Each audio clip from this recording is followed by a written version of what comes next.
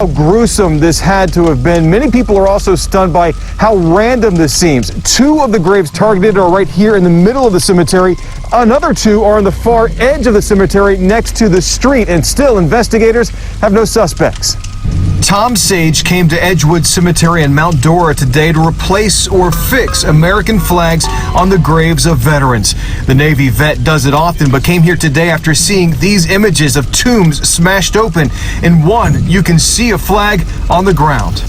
I can't get my anger any higher. I am really hacked about that. The Lake County Sheriff's Office says it still does not have any suspects in this horrible crime. The tombs of 4 people destroyed and portions of their remains taken away. Investigators believe it was part of some kind of ritualistic activity. The woman who first discovered it told us it appeared one man's head was taken. Family members of those buried here rushed to the cemetery on Monday to see if their loved ones' graves were disturbed. Vernell Parker found her mother's was one of the targets. It's just wicked, evil.